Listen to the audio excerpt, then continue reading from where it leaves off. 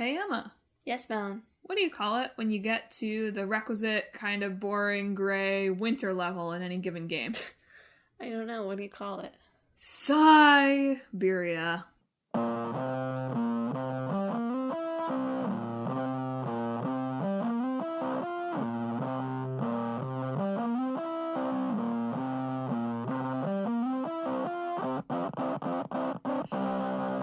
Hello, and welcome to Talk This. It's dangerous to podcast alone. I'm your sort of proud of that joke this time, maybe also an android host, Madelyn. What? I tied it into the game at the end. I was like, proud of the joke, also animatronic. Okay. Are they androids? Okay, never mind. It's Let's not not an get off android. track. I'm your somewhat grudgingly respectful of that joke host, Emma. I thought it was actually funny. It's pretty good. Wow. My jokes? I feel like I've been on a roll with my jokes lately. But I say that, I'm sure my joke the last episode was awful. Like, roll tape. Roll tape with my last joke being like, poop. I think of your jokes as like on a graph, like if you isolated them, you'd have like these really high peaks, and you're like, what are those? And then if you put them like on the scale of humor in general, they just like wouldn't show up. Oh no. I thought you were going to say something nicer than that. I thought you were going to talk about the continuum of like something that's a joke and something where the punchline is just the title of a game said with an upward inflection. Those are at like the baseline level. That's why you have like spikiness. Great. Well, listeners, thanks for tuning into the show. This week, we're going to be talking about Syberia, and It Takes Two. That's Syberia with a Y. And with an S. Not to be confused with 1990s game Syberia, Cyberia, which was an action-adventure for like PlayStation, took place after global economic collapse. Had to double check that one with Emma to make sure I didn't come in with the entirely wrong game. Well, maybe we should add that one to the hat next. Maybe, it takes place in 2027, 5 years after a total global economic collapse. So it's coming. Prescient. Pretty on point. But no. We're instead talking about Syberia, like the country, but with a Y, like my joke, but not spelled like the word Psy. Apparently, this is partially because like some countries have like copyright on their names, so that people super weird. Can't just put like made in country on their not made in country goods. I guess that is a good thing. I assumed it was that way as kind of a riff on, it was described as having an art style that was part Art Nouveau and part clock punk, which is a spin-off of like steampunk. Yeah, with the clockwork stuff. So I was thinking that maybe Syberia was like a nod to the kind of like punk. Oh, I see. But then it would be with a C. I didn't mean to say that it was cyberpunk. The game is not that. But I just meant it was like, oh, but it's not really Syberia, it's punk. So we have a Y. Well, it is set in like a slightly alternate universe also. It's true that I am also set in a slightly alternate universe, given that my name is also spelled as an unnecessary Y. Exactly. That's how it works. How it works. So Syberia is a graphic adventure game, which Wikipedia at one point described as mouse-driven. Which I kind of dig as a descriptor. Not a descriptor you see much for games in 2021. Yeah. But I was like, that's vivid. Mouse-driven. I guess it's kind of cursor-driven now since it is available on consoles. Right, of course. I mean, it was available on consoles even very soon after it came out on PlayStation. Or not on PlayStation, yikes, on PC. Yeah. So, but I still liked it. It was vivid. It gave me a sense of what the game was. Let's bring back mouse-driven for 2021. But yeah, it was released originally for Windows and then for PS2 and Xbox in 2002, and it was ported over in like the PS3, Xbox 360 generation, and now you can also play it on phones and on the Nintendo Switch. Who knows if this will still be the case? I mean, of course, we're recording, it's noon on Sunday. Who knows if this is still the case? But the last time I checked, it was on sale on Nintendo Switch for $2 for Syberia 1 and 2. Down from $35. So, if you have any interest in this game after you hear from us, $2, people. $1 a game. Yeah. And you could probably stop with Syberia too, because it took them another 10 years, something like that. 13 long 13 years to make Syberia 3. And it was not supposed to be good. Very buggy, apparently, is mostly what I heard about it. I didn't really hear a lot about, like, the story or the puzzles. It was just like, there's so many bugs. Story is a little white savoury. Yeah. That's what it looks like. She kind of... Anyway, let's go back. Let's set the scene. Let's not jump straight to game 3. But yeah, stay tuned for some white savior action. Syberia 3. So Syberia tells the story of Kate Walker, who's an American lawyer. I think all American lawyers probably have to change their name to Kate Walker. Yeah, I think so. If they're going to be the star of a show or a game. Who she's overseeing the sale of like a toy making company, like an animatronic toy company. I guess somebody has to do that. And she, like, that leads her to a French village where there's all sorts of intrigue about the owner has died, but the supposedly dead brother is alive. But he had an accident as a child, and now he's obsessed with mammoths. Yep. And having to track down the brother with the help of an animatronic friend. Oscar. By solving puzzles. We've sort of... I know Parasite Eve is, like, an action game, but there seemed to have been, like, a period in, like, the late 90s, early 2000s where you get all these, like, narrative-driven games with, like, cool lady. Yeah, like, white-collar lady does cool puzzle stuff.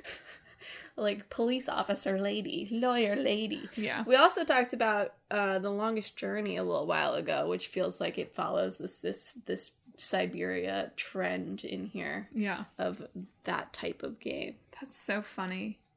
What do you think inspired that? I don't know. Like, some sort of... I mean, was there, like, a girl power movement going on in the 90s? Probably, right? I mean, there's always a girl power movement of but, some like, kind specifically, like the uncomplicated, like, girls can do things. I guess so. It's like a Hillary Clinton inspired, like, you know, yeah, rah lawyer woman. Yeah. Not that this game is game has anything to do with Hillary Clinton, but you know, like, ladies, they can do jobs in or associated with law enforcement too. Yeah. The summary of this game is bizarre. Well, it's like a fairy tale sort of thing, right? I guess. A fairy tale about estate law? Well, it's not really about it's estate like you law. Die. I get it. Some people die in fairy tales and they pass things along. You're right. I see where you're coming from. Yeah. I know it's not about estate law. It's just about mammoths and clockwork, basically. Yeah. So, I mean, it's just like the puzzles that you seem to have to solve at first seem very standard for this kind of a game. It's like, oh, okay, you discover the brother is alive, but he's in some kind of mysterious... he's not in the factory. He's in the mine. He's in a mysterious mine, because, of course, in the same way as you have to have a winter level in a game, there has to be a mines. Well, he's looking for mammoths down there. Right, where else? And so it's like you have to get there via this animatronic train run by animatronic Oscar, and you have to find things to make the train run. Okay, pretty standard so far. Puzzle game, yeah. Sure. After that, it's like you find someone in the mine, and he has Oscar's hands, and to get the hands back, you need to bring his favorite opera singer. It's like, what? A lot of what I read about that little subplot was like, this is a weird aside that happens during the game. I was just like, oh, this goes directions, doesn't it? The ending is also kind of wild and weirdly cliffhangery, it sounds like. Well, I mean, Syberia 2 directly follows it, and they're probably already planning it since it only came out 2 years later. That's true. So to spoil this almost 20-year-old game, in the end, you finally find Hans, the not dead brother. Of course, his name is Hans in a game like this. Mm-hmm. And, you know, you're like, here, sign these papers. Because the whole point is, like, the company should have passed to him, but when his father found out that he was obsessed with mammoths, even though he was really good at animatronics, he disowned him. And so Hans went off instead to try to track down these potentially still living mammoths with this tribe. It does sound weird when I say it all like this, doesn't it? But this was a critically acclaimed game. So she brings him the papers. He doesn't care that his sister has died. He just signs the papers without looking at them. And then Kate is gonna go home, right? Like, she's done her job.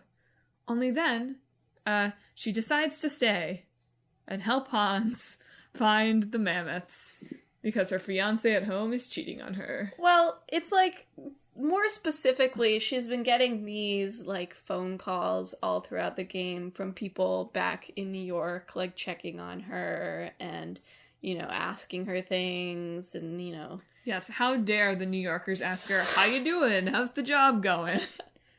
Or, like, her company, too, you know, like, calling her. It sounds like you get this picture as you keep going, as opposed to it being just told to you at the start, that she's kind of pretty unhappy with her life in New York.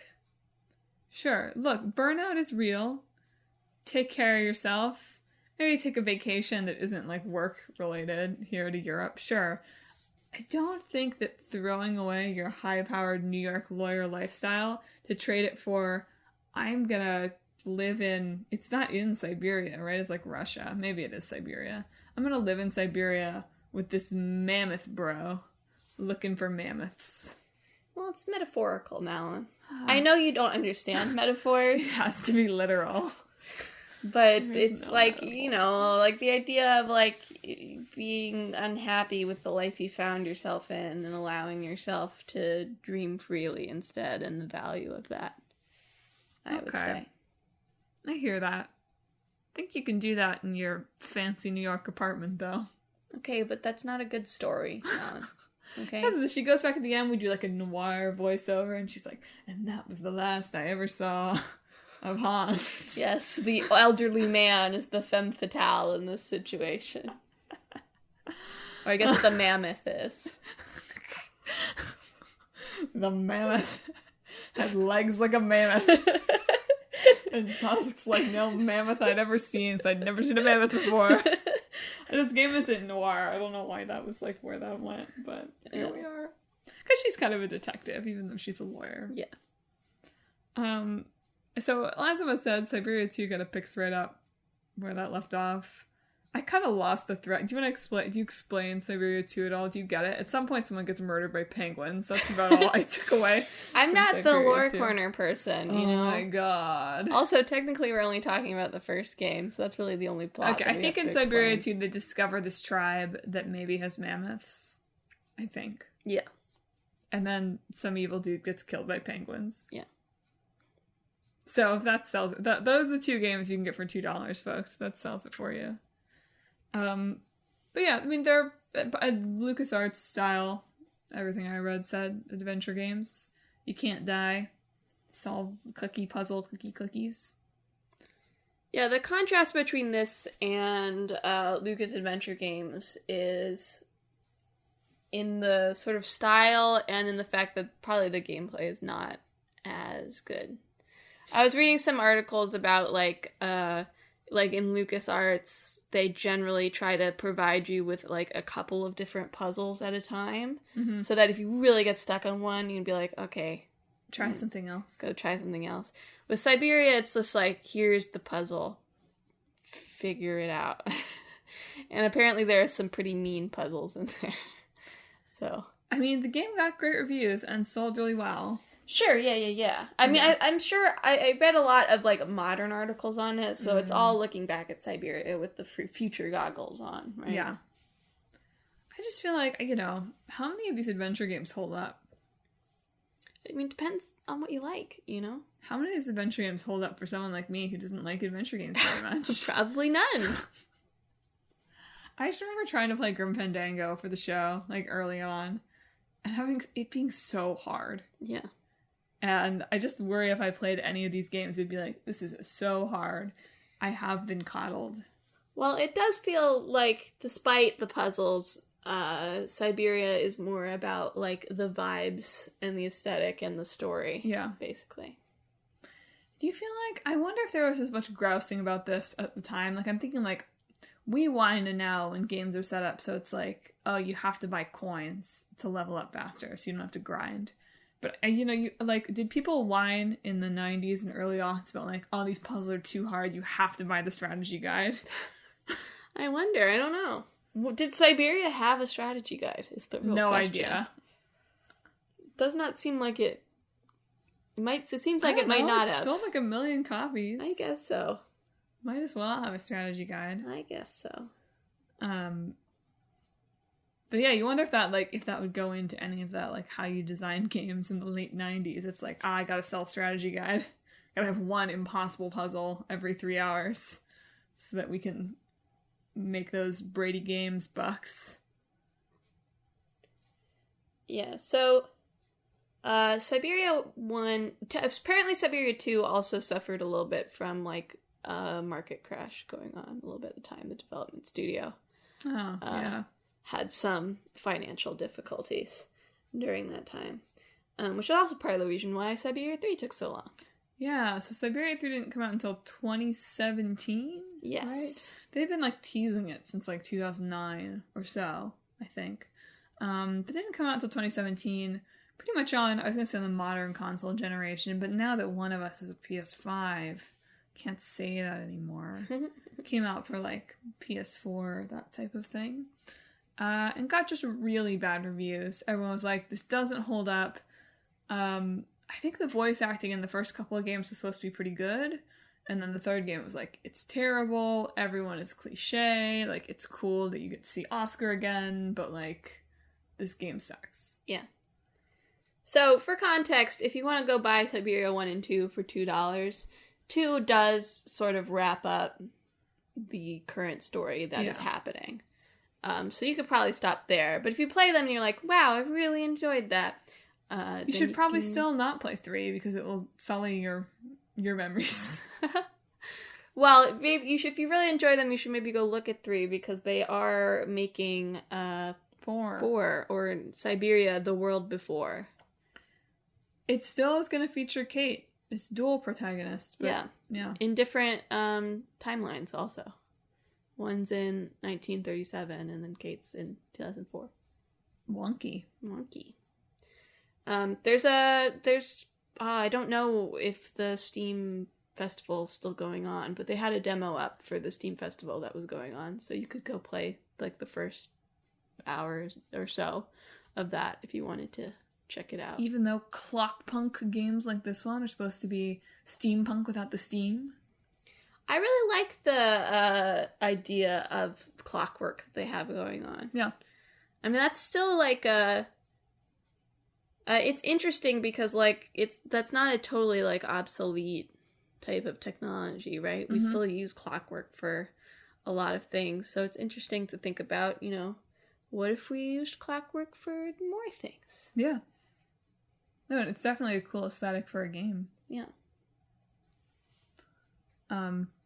Overall, though, I mean, I think it's interesting that you brought it up. I really need to look now more into, like, how many of these, like, powerful white women leading games did we get? Like, why was that such a big thing in this era? And now, like, 20 years later, we're still like, yes, a woman protagonist. It's still, like, a white woman protagonist. Yeah, I know. But it's just like, man, like, and now that I'm realizing, like, oh no, this was something that people were doing at least a little bit in the late 90s, early 2000s.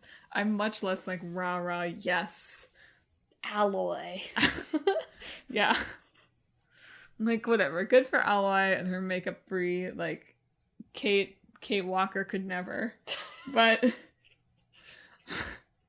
like, man, Kate Walker walked so the Alloy could walk. Yeah. Pretty much. Oh, man. I wish that my job would send me to a French village occasionally, though. That'd be nice. Although maybe you would get sucked into... he would abandon clickbait boyfriend to go look for Mammoth. And then he could write an article. Clickbait girlfriend. My girlfriend left me for a mammoth. Maybe I'll have him write that anyway.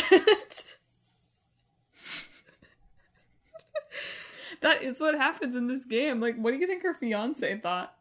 Well, apparently he was, like, cheating on her. He was probably like, man, good thing I got out while I could. Yeah. That woman was wild. She hunted mammoths. Left me alone from dead mammoths. To be fair, I don't think she tells anyone, like, what she's doing necessarily. She just doesn't go back to her job. Okay, fair enough. I guess they do send... I think in 2 they send a private investigator after her who can't find her. Yeah, it's like a bookend. I'm pretty sure he doesn't, like, show up throughout the story. They just, like, bookend it with him being like, nope, couldn't find her. Feels like it shouldn't be hard to solve the puzzles, dude. Get the strategy guide. Follow the big mammoth footprints. Yes. Well, are you ready to talk about It Takes Two? Well, first we should mention that Syberia is the brainchild of Benoit Sokai, who passed away about a month ago. Yeah. So, it's very sad. He put in at least some work into this upcoming game. So. It's probably mostly done if they have a demo, at least like the story and stuff. So, it'll probably still be getting the unvarnished, what he wanted it to be. So, but we'll have to see how they handle the franchise moving forward, or if this is going to wrap it up.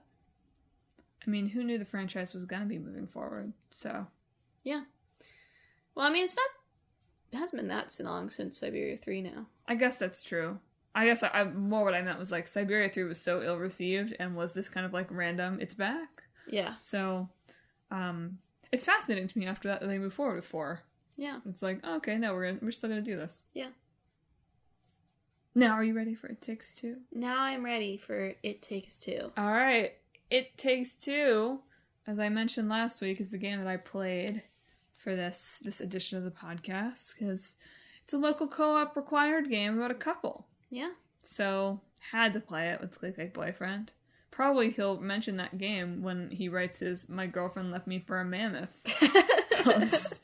And be like, we played the divorce game, and then all of a sudden she moved to Russia to follow extinct creatures. We talked about Hazelight's last game, A Way Out, I'm pretty sure. We did. For the show. And this is following up on their, dedication to creating co-op games. And specifically co-op games. And It Takes Two has absolutely no single-player option. Yeah, imagine, that's so wild that you can stake the claim as being, we're the co-op studio. Yeah. Well, he hasn't said much about what he's working on now, so we'll see. Okay, I did read an article, though, where he... So, Joseph, is it Fares, probably? Yeah. Is, like, such a hype man. Yeah. Who is the other game guy who's, like, the hype man? You know the guy who had that game that was like, you're gonna get to the middle and you're gonna win $1 million. Oh, what is his name? Peter, maybe something. Is it Peter Molyneux? Yes. Okay. Yes. I got big Peter Molyneux vibes from this guy, in terms of hype anyway. Not really otherwise. I was just like... Yeah, I feel like Joseph Fares is like an actual, like, hype man. Yeah. Like, he's not just, like, bragging about his work. He is hyping about his work, So, he had already described It Takes Two as, this game will blow your effing mind. Yeah. In many interviews. And then after, so it's gotten pretty good reviews. It's sold pretty well, right? He was like, to be honest, I'm not that surprised, because I have a strong belief in what we do. Well, that's just, like, good for you, dude. Yeah, he's I have very a strong confident. belief in what I do. I would still be surprised if anything I did reached 1 million people. Or I guess 2 million people. He sold 1 million copies. Yeah. So, but yeah, he's already saying the next game is gonna also blow your mind. It's gonna be great. Of course. I was reading an interview with him that was like, I wish he welcomes more developers who try to make co-op focused games, and that is what's unique about Hazelight's games, is that they, you get a lot of co-op games where the co-op is clearly like, well, we can throw co-op in there, and for them, they, from the get-go on these last 2 games, have gone in like, okay, we're gonna make a co-op game. What can we do with that? He talked a lot about how in It Takes Two especially, like, it really requires you to talk out loud to the person it does. That you're working with. So, like, even if you're playing online, like, randomly matched, you have to talk to them or else you won't be able to get through the game. So they put this real stress on communication in this one. So let's come back to the philosophy of co-op here. I want to loop everyone into what this game is about if you haven't heard of it. So like Emma said, it's from Hazelight Studios. Came out in March of this year. Came out on my anniversary with Clickbait Boyfriend, by the way. So should have gotten it that day to play. Wouldn't that have been romantic? Yeah. In this game, you play as Cody and May, who are a married couple who've decided to get a divorce.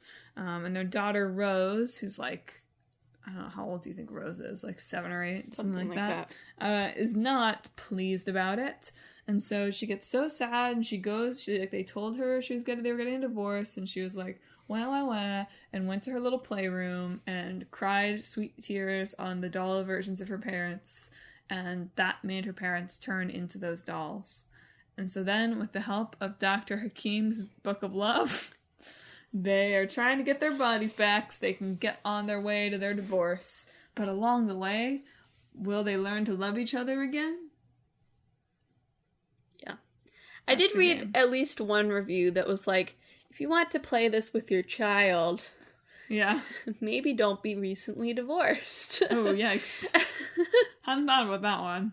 This doesn't really feel like, I mean, it's a platform game. It's cute. Sometimes that's all people need to, like, buy a game. And you're like, I can play this with my kid. But, like, if you just recently got divorced and your kid's like, oh, I see how I can get mom and dad back together. Yes, put on a terrible pseudo-Italian, pseudo-Latin accent and be like, collaboration! Exactly, yeah. I'll do it. Yeah, I hadn't thought of that. Which otherwise, whatever, right? I don't care about someone writing a game about divorce, or even a game where, like, some spoilers where, like, they fix their marriage through collaboration or whatever. That is a spoiler. I haven't finished the game. Yeah. I'm pretty sure that's what happens. Qualifying it so it's no longer a spoiler. But yeah, you should always check, like, if you're going to play it with your kid, you should probably know. So we talked a few weeks ago about Haven. Yeah. Which might be giving you listeners the impression that there are a lot of these, like, designed for co-op games out there right now, and, like, they're not. We're just talking about We all just of happen to have talked about both of them. We feel passionate about them. Yeah, this is a co-op podcast. And, like, that game, it was very clear. It's like, you definitely have to play this with, like, a partner. Or with, like, a friend that you want to be your partner, I guess. Because it's definitely a game for a couple. It's like way too about a couple. You wouldn't want to play that with your kid. That'd be weird. Yeah. And It Takes Two is like has that kind of vibe. And then from the description, it's like, oh, I don't know. Like I when I said to my boyfriend, like, oh, we have to play this game. He was like, oh, okay, sure. Do you know what it's rated? Actually, I didn't look that up, and I'm curious what it is. I'll look it up. I'm gonna rated. bet it's T for teen. It Takes Two. Let's see. I guess I should have looked up rating if I wanted to find it. It Takes Two. Why is this so hard to find? Thanks, listeners. T for teen. T for teen for animated blood, comic mischief, fantasy violence, and language. Not divorce. The reason it's rated teen, I don't know if you've gotten to this part either, but it featured in, like, several reviews. I saw this review and I didn't like it. Because they murder their child's favorite toy. Wow, I love this description of that. The ESRB has some lovely little, like, descriptions of why it's rated T for teen. Characters are sometimes impaled by nails. Vomiting and flatulence references occur several times. If that doesn't sell it to you, I don't know what does. Yeah, I don't know. Yeah, they murder their daughter's favorite toy while it's sentient and asking them not to murder it. It's a good thing Clickbait Boyfriend is like 8 months behind on the podcast, because now I'll get his unfiltered reaction when that happens in the game. One of us won't be spoiled.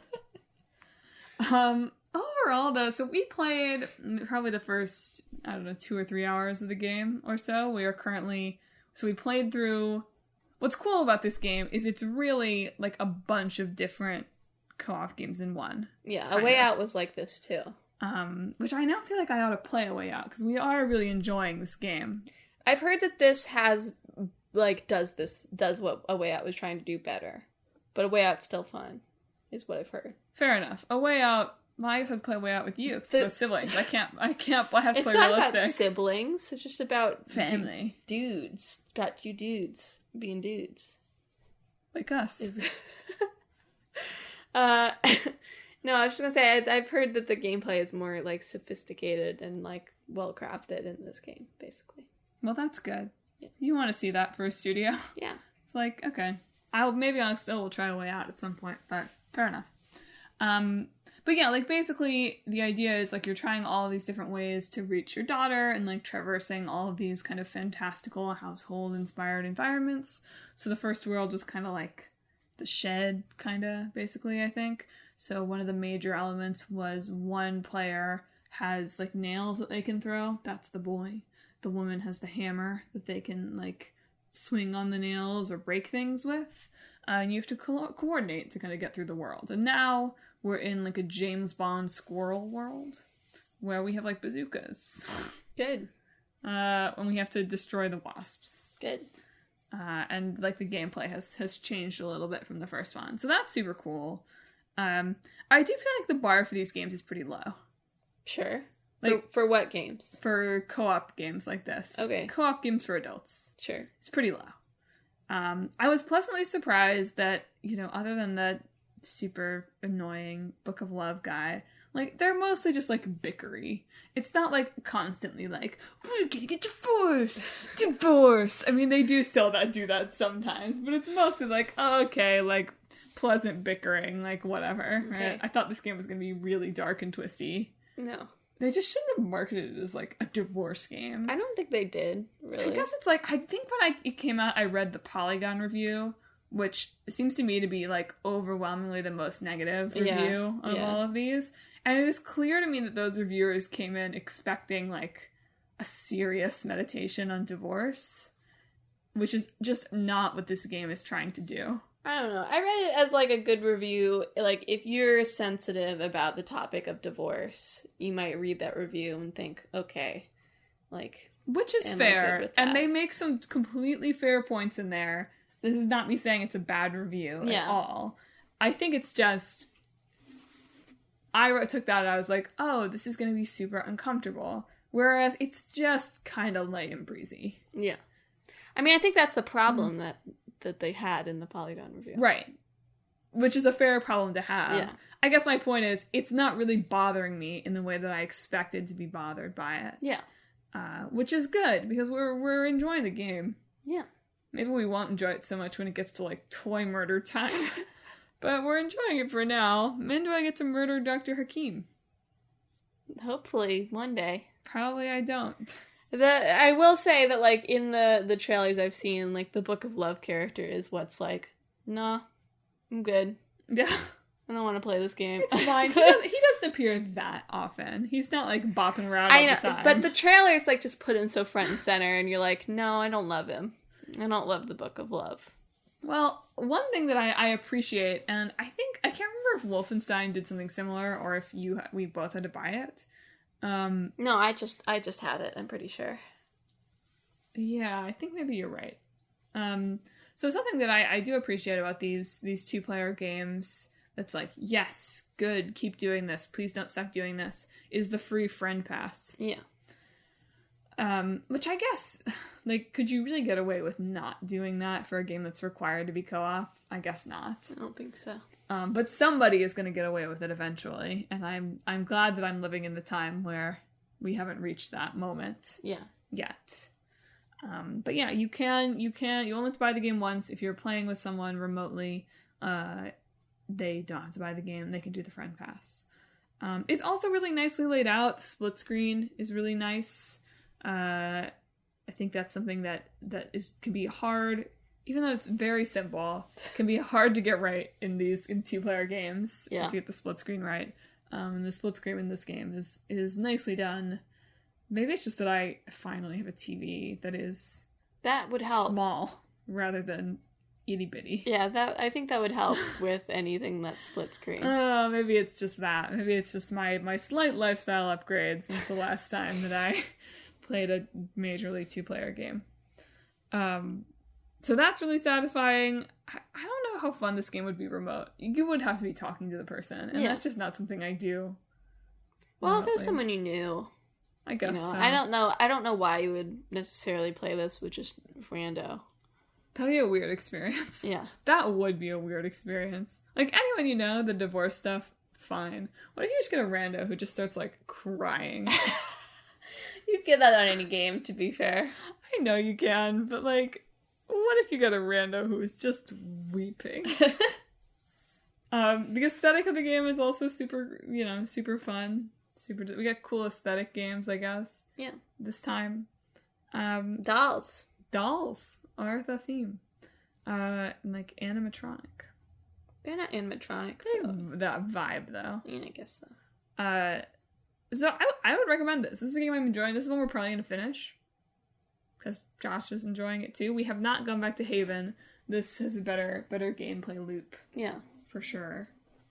But I do feel like in terms of, like, I'm trying to judge whether the way the gameplay works, like, it's definitely fun, but, like, it's not actually that complicated or difficult, which is good. I appreciate that in a co-op game, because I think, you get frustrated with your partner pretty soon when somebody, me, keeps jumping off the rails by mistake. And, like, really forgiving checkpoints and, unlimited lives, that kind of thing. Like, that's all great. But it does make me wonder, like, there are so few of these games. Like, is this game actually good? Or, after the big co-op boom of the next 5 years that is surely coming, will people look back on this and be like, oh, but it was actually, like, really simple, and why did we settle for this? I mean, you gotta start somewhere for anything, right? And if it's fun, then it's good. I guess so. That's how I feel about things. That's fair. I mean, fun in the broad sense, not necessarily in the fun. But it can be, like, fun. But just, if you're having a good time, then it's a good game. Yeah. I guess what I mean to say is, the story is super thin. Sure. And there's no problem with that, but I betcha in 5 years we'll have super realistic, deep co-op story games. Even the thing is, like, you're already limiting your audience by doing, like, a co-op game, right? So if you do, like, Jeep exploratory co-op game, you've got, like, I don't know, 200 people who will buy it. Whatever. Give me, like, any of the make Final Fantasy co-op. Yeah. It already is. Up to Heaven's Word. I know. But 15 should have been co-op. Kingdom Hearts should be co-op. I want to play Donald. Co-op. Why isn't Yakuza could be co-op now? I'm just going through all my series. Kingdom Hearts could be co-op. The new turn-based Yakuza, co-op. You said Yakuza twice. I know, I just went back. I said Kingdom Hearts twice, too. I have to say everything twice. It's co-op. Horizon Zero Dawn, co-op. One person is ally, one is schmalloy. See, these are all tacked on co-op modes, though. Breath of the Wild 2, co-op. One person is Link, one is the glider.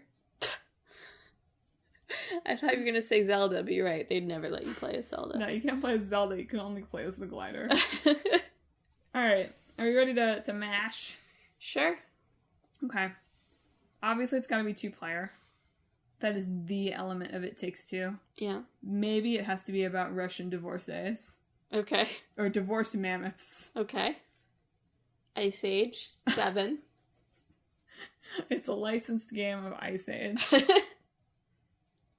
What's the mammoth's name in that? I don't know. How would I know that? There's a mammoth and it's a lemur, right? The lemur might be Stu, but that... The mammoth and the lemur are getting divorced, and their human child is very upset about it. No.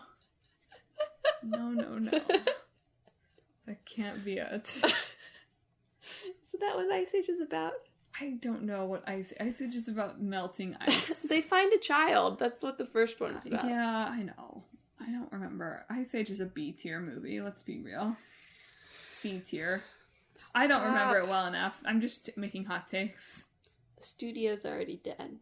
You don't have to keep hitting. Oops. Okay, so it's required co-op. No, I can't. It's gonna be about people. It can't be about mammoths. That's too hard for me. What would the gameplay be like as a mammoth? Solve puzzles as a mammoth. No. Mammoth Simulator. I mean, that would be a pretty good game, but it's not really a mashup of any of these games. Okay, so it's like, one of those, like, one less job kind of things. Like, I was gonna make them spies. That's not coming from anything here, except, like, the James Bond vibes. Lawyers, detectives, those all exist in Syberia, right? Spies. Yeah, sure. They're all related. Yeah. So you're a pair of formerly married spies. You're now estranged, been separated, but you've gotten called back together for one last job in the Arctic. Okay. Can't be Syberia. It's gotta be, I don't know, the Arctic. Sure. Among the penguins. Well, no. That's too dangerous. Okay. We can't have a penguin murder in our game. That's too derivative. Okay. But I don't want it to be in the Arctic. I started this episode off being like, snow levels suck. And now I'm making like one big snow level game. Maybe it's like an alpine ski resort. Okay. Murders happen there. I'm just making a Nancy Drew game. That's basically what Syberia is. The Hardy Boys.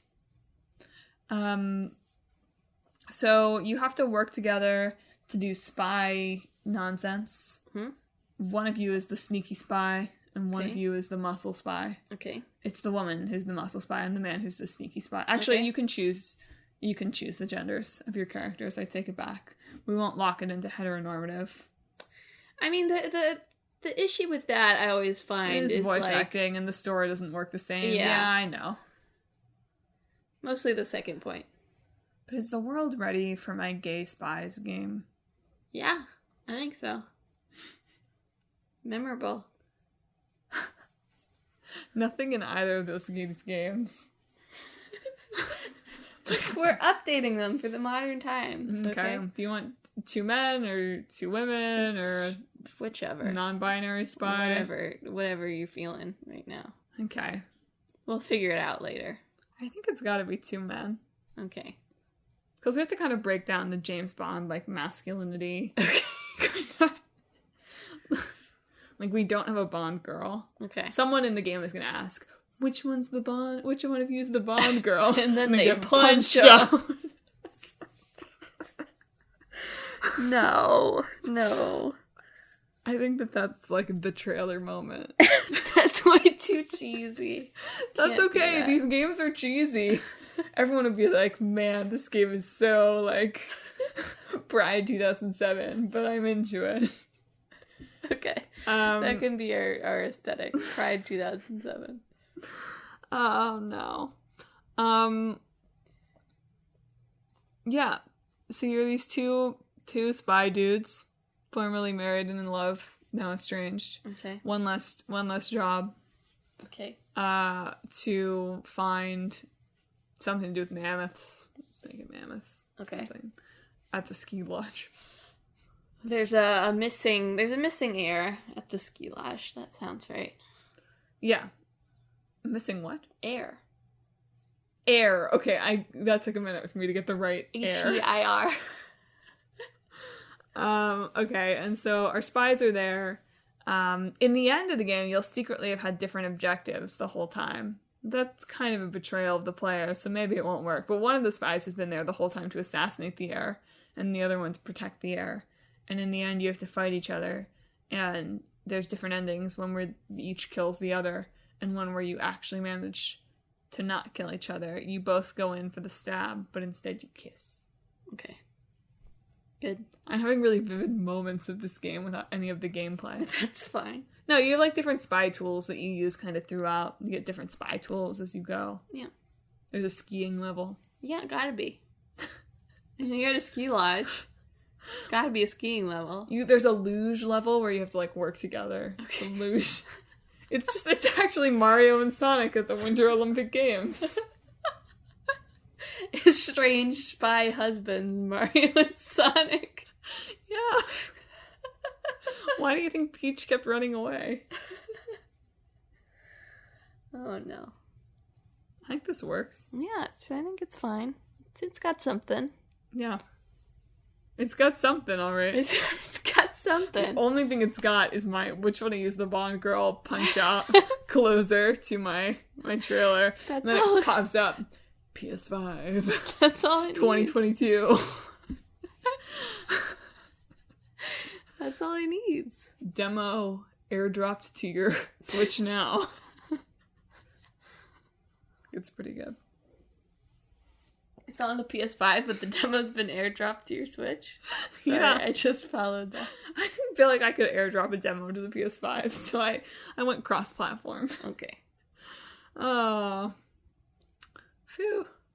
Maybe, I'll stop it. I'll stop brainstorming. Listeners, what do you think about my estranged spy drama that I've created for you right here? Have you played It Takes Two? And who do you think is the intended audience for this game? Is it couples? Is it friends? Is it children processing their parents' divorce? Let me know. Also, I guess let me know if you've played Syberia, and if you want to come to Syberia's defense. I did give it my standard, I hate adventure games spin. So please. I hate metaphors. I didn't say anything about hating metaphors. I just thought. I hate fantasy. I don't hate fantasy. Sometimes you do, though. Only when it deserves to be hated. Anyway, if you have any thoughts on this episode, you should hit us up on social media. We are on Facebook, Twitter, Instagram, and YouTube at Talk This Podcast. So hit us up there with your thoughts, your feelings, your pitches for how to mash up these two games, your takes on the scene where they murder the toy in It Takes Two, all that good stuff. Social media, that's what it's for. You should also check out our website, www.talkthispodcast.com, where you can read all about the show, check out the games that are in the hat, and catch up on our blog, featuring new blog posts. Clickbait Boyfriend, my girlfriend, ran off with mammoths. And Split Screen, where we're watching, I almost said Coffee Prince. I think on Split Screen we're still watching Coffee Prince, actually, but there's a new K-drama coming soon, and My Hero Academia. Finally, and most importantly, if you enjoy the show, you should subscribe.